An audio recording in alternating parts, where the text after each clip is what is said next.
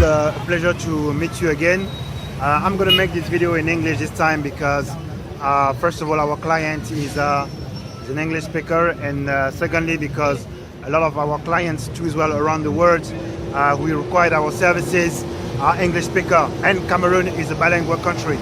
Anyway, today we are in Edea, not far away from Douala, and we are here because one of our clients have requested us to visit one of our lands in Plantain, and basically she would like to know what are the techniques to optimize her plantations and how she can use all the space in a good way to basically have a better return on investment. So our purpose basically is to visit her land and also to see how we can find some compatible other type of culture who can go with plantains. That will be actually a good way to go with plantain, but also with other culture who can help basically to have another revenue of investment, but also to fight against the bad herbs. You know, you got a lot of sisongo in here, if you know the sisongo, what it is. So right now I'm waiting for my colleague, which is a technical partners. As you're aware, we are doing basically our business model is a project management, ITPM, as maybe you are aware about it. It's African Diaspora Project Management. We Cameroonian company. We are out since 3 years ago, thanks to God, and basically we help the diaspora, Cameroonian diaspora, to implement their projects in Cameroon. We help in a feasibility study, we help in implementation, and we help in management. Project management in distance means that you don't have to be in Cameroon yourself to manage your project, but we can do that for you, knowing that we bring some professionalism and also integrity regarding, and honestly, honesty when regarding process and also money, financial parts, because our guarantee is to respect timing and also respect the budget which has been agreed in the beginning. So yes, I will wait for my colleagues to come. Hold on a minute. Bonjour, enchanté. Vous allez bien? He's one of the clients here. Donc là, on va se diriger du côté de Kokoué. Voilà.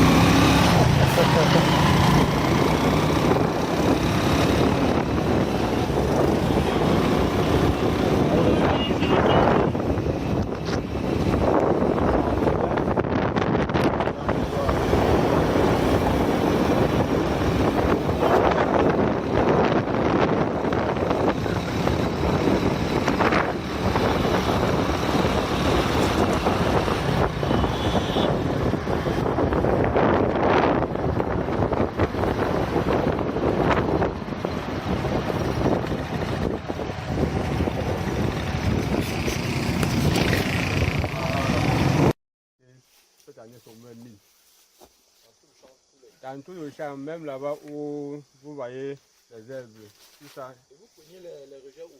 Dans le même champ? Toujours dans le même champ. Toujours là où. Et au moment de planter, vous ne mettez rien, vous plantez seulement? Non, on plante ça, on plante ça aux façons du village. Donc, pourquoi vous plantez comme ça? Est-ce que vous plantez juste comme ça? Est-ce que vous dites que vous ne voulez pas d'engrais ou bien... Parce qu'au niveau du village, on dit souvent que non, on ne met pas l'engrais sur les bananiers, on n'a pas besoin d'engrais. Cette année, maman, elle voulait qu'on plante les plantains avec l'engrais. Et puis à la dernière minute, elle m'a demandé non. Parce que ça veut que les gens se plaignent que planter les plantains avec l'engrais. Oui. Donc, tu vois ça que quand tu coupes, tu mets à la maison. Donc ça ne mûrit pas comme un plantain qui est naturel. Hein? Donc ça, c'est la façon d'être jaune. Ok. Donc, en fait, ce que je peux, l'élément technique que je peux apporter, parce que nous sommes en train de faire un travail collectif afin d'aboutir à une solution, c'est quoi? C'est que quand on parle des engrais ou bien des fertilisants, il y a les fertilisants minéraux, il y a des fertilisants organiques. Ouais, non. Par exemple, les déjections de porc, par exemple les fientes de poule, ça c'est organique. Alors, on peut fabriquer un compost en mélangeant les fientes de porc ou bien de poule avec la paille des graminées. Voilà. Elle m'avait même aussi parlé de ça que on peut chercher les cacas de bœuf là. Oui.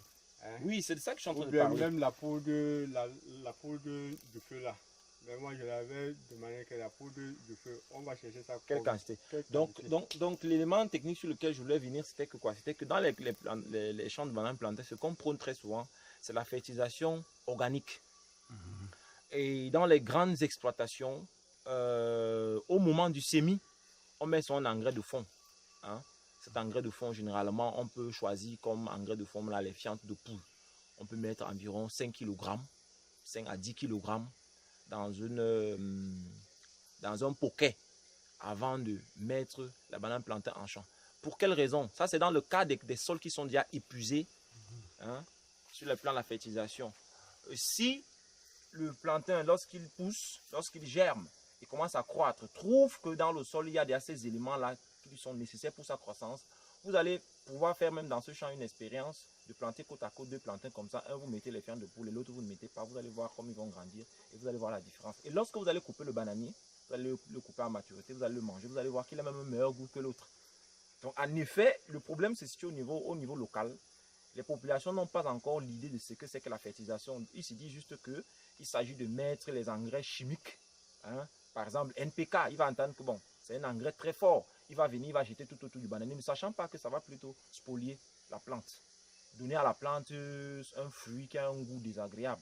Alors que les fientes de poule ou bien les fientes de porc sont des fertilisants organiques qui peuvent contribuer à ce que la plante puisse exprimer son potentiel et qu'on ait des bons résultats. Donc voilà déjà une proposition déjà sur le terrain on peut déjà donner par rapport aux mauvaises herbes. Un champ comme celui-ci, ou bien les champs de bananes plantains, on a la possibilité d'utiliser des herbicides. Mais là, il faut clarifier. Dans le cas d'un champ de bananes plantains, on peut utiliser des herbicides de contact. C'est-à-dire qu'ils vont juste tuer la plante elle-même, mais qui ne vont pas jusqu'aux racines.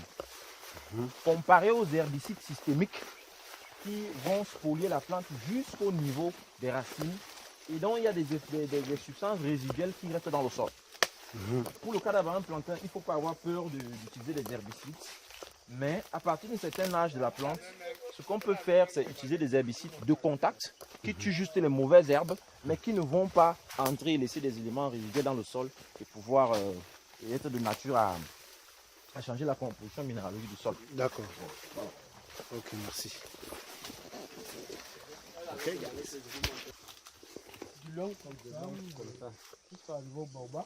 c'est la rivière ici. Hein. Ok. Ça peut arriver ici. Et c'est ici que vous puisez pour arroser. Comment ça se passe pour la... Non. Doucement, on se lave seulement dedans. C'est seulement pousser là. On n'arrose rien. On n'arrose rien. Ah. On n'arrose rien parce qu'elle voulait faire une ferme là. Il y a un puits d'eau Il y a qui a un été peu creusé. D'accord. de la- Donc à la l'eau maison. vient là pendant la saison pluvieuse. Parce qu'en causant, D'accord. nous avons trouvé une pierre en bas. Bon. J'ai demandé qu'on arrête. D'accord. On a donné parce un an, 2 ans. Là maintenant, et si ça donne des petits. D'accord. Bon, et son deuxième défaut, c'est que quand toi tu as besoin des végétaux, Ça ne donne pas. ne donne pas. Ça ne donne pas comment? Ça ne donne pas les végétaux. Quand ça grandit. Oui, Ouais, donc, quand ça grandit, parce que cette année, j'avais envie d'enlever les végétaux. Mais et quand je vois que c'est un plantain, il y a seulement peut-être 2 ou bien un seul, je ne peux pas. Donc, presque tous les végétaux que j'ai plantés, j'ai enlevé ça là-bas. Donc, c'est vous qui maîtrisez les. Voilà. Mais ici, là, tout cet endroit en montant. Donc, pour que tu enlèves au moins 2 végétaux sur un plantain, non, c'est difficile. Mais quand vous-même vous voyez, nous sommes là en train de faire un travail d'équipe. Lorsque vous-même vous voyez, qu'est-ce que vous pouvez dire? Parce que lorsque vous voyez par exemple un bananier comme celui-ci, vous voyez un peu que les rejets qui sont de la nature à être encore au sol montrent que le sol est, par rapport aux besoins, il est épuisé. Vous voyez un peu. Et là, maintenant, ici tu enlèves un végétal là maintenant. Donc en allant maintenant enlever, tu vas trouver que ça... Il y a des charançons, Voilà. il y a des nématodes, il y a des pestes à l'intérieur. Voilà. Ok. Donc déjà, comme il est connu, hein, les rejets qui viennent des plantations qui sont comme celle-ci, qui ne sont pas très bien entretenus, sont déjà des rejets qui sont spoliés, qui sont déjà malades, qui ont déjà des nématodes. Alors, l'une des propositions, c'est quoi? C'est que s'il faille encore, bien si elle veut faire encore la banane plantain sur le même terrain, il y a deux éléments techniques. Il faut d'abord choisir une bonne variété par rapport au marché et par rapport au sol d'ici. Il faut également que les rejets, c'est-à-dire de cette variété-là, soient des rejets qui ont été sélectionnés et produits par l'une des meilleures méthodes, qui est celle que le PIF. C'est une méthode simple qui permet à ce que le rejet qu'on a, c'est un rejet de qualité lorsqu'on va déjà le semer. Le troisième élément, il faudra amender le sol parce que tel qu'on voit, c'est un sol qui est déjà épuisé considérablement par rapport aux besoins de la banane plantain.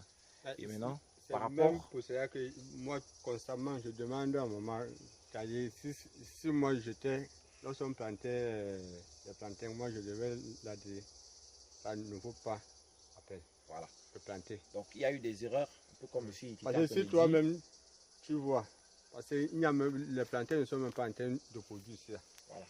Donc la production, c'est seulement là-bas en haut. Justement. Et si peut-être que je peux faire ça 3 mois ou bien peut-être juste au mois de janvier. Avant de voir même une floraison. Voilà. Donc à peine ces plants qui sont dans cet environnement, dans ce milieu, atteignent même la floraison. Certains, mais lorsqu'il atteint la floraison, c'est là qu'il commence à mourir, simplement parce que le sol est épuisé. C'est donc pour ça que je suis en train de...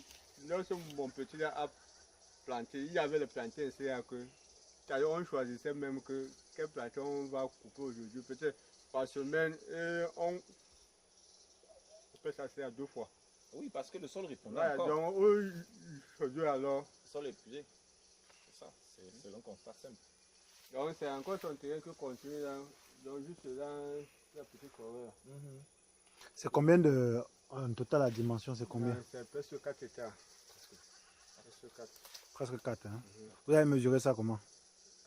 C'est la personne qui a vendu le terrain sur le machin, le cocu. D'accord. Que... Et c'est les 4 hectares là qui sont complètement exploités ou bien c'est seulement une part?